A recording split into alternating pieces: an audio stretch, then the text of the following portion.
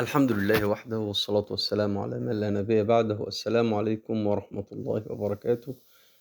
بسم الله الرحمن الرحيم. أهلا بكم متابعيني وحبايبي.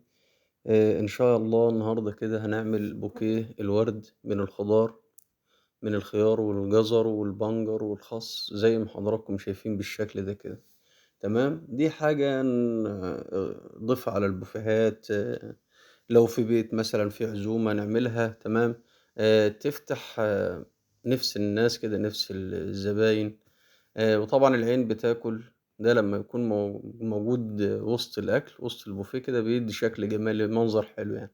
تمام، طب هنجيب كرنباية بيضا سليمة أو حمرا اللي موجودة عندنا، ونغلفها بلاستيك على طبق زي ما شفتوها كده. وبعد كده ده الخيار عندنا ماشي متفتح، وارد ستار كده. طبعًا إحنا عاملينه في فيديو سابق يعني، هتلاقوا اللينك بتاعه في الوصف. وده جزر ورد ماشي زي ما حضراتكم شايفين كده. والبنجر، ده الجزر والبنجر، وده خاص هنستخدمه في الفراغات ما بين الورد بالشكل ده. ودي شيش، الخشب بتاع الشيش طاووق. ودي خلة ماشي. نيجي بقى نبدأ نعمله إزاي البوكيه. هنجيب في نُص الكرنباية كده من فوق، ونحط أول خلة، أول شيش، وبنحط فيه إيه، وردة خيار بالشكل زي ما حضراتكم شايفين كده بالشكل ده. هنسيب حوالي 2 سنتي، تمام، سنتي ونص. ونحط الواحدة إيه التانية برضه نفس القصة ماشي. نحاول نضيق، ما نخليش فراغات كبيرة يعني ماشي بالشكل ده. ونبدأ ناخدهم دايرة كده زي ما حضراتكم شايفين كده أهو، بالشكل ده كده،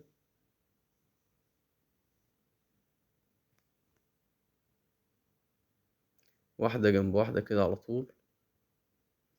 هو الموضوع سهل وبسيط إن شاء الله كده إيه ينال إعجابكم. كده كملنا الدايرة بتاعة الورد الخيار بالشكل ده زي ما حضراتكم شايفين. نبدأ بقى نستعمل الخلة الصغيرة في الورد الجزر.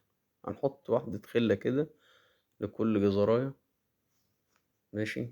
وطبعا انتوا هنحط لكم اللينك بتاع طريقة عمل الورد، الجزر والبنجر والخيار. هحط لكم اللينك في الوصف ان شاء الله تشوفوه ماشي.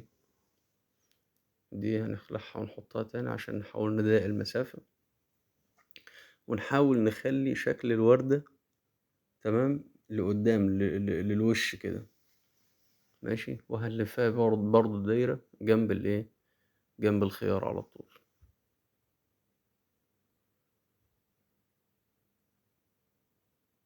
او زي ما حضراتكم شايفين كده.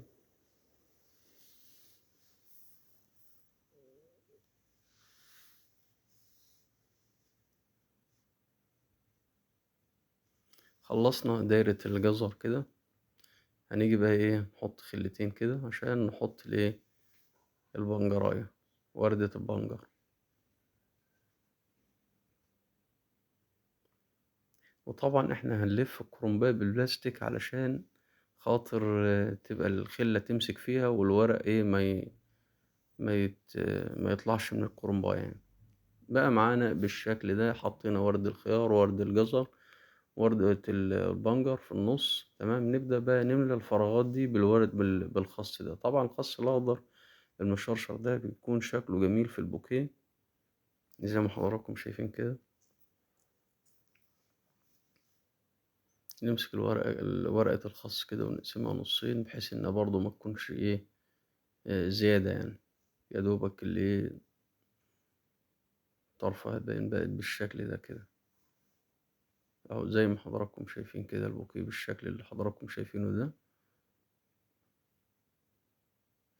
هنيجي بقى نعمل حاجة كده إيه صغيرة جميلة. هنجيب بقى خلة ونحط في كل خيارية وردة خيار خلة ماشي. ونحط طماطم شيري اللي هي الطماطم الصغيرة دي، نزود الشكل الجمالي بتاعنا زي ما حضراتكم شايفين. عادي نحط الخلة الأول في الطماطماية، نحطها في الخيارة، مش هتفرق يعني. تمام بالشكل ده.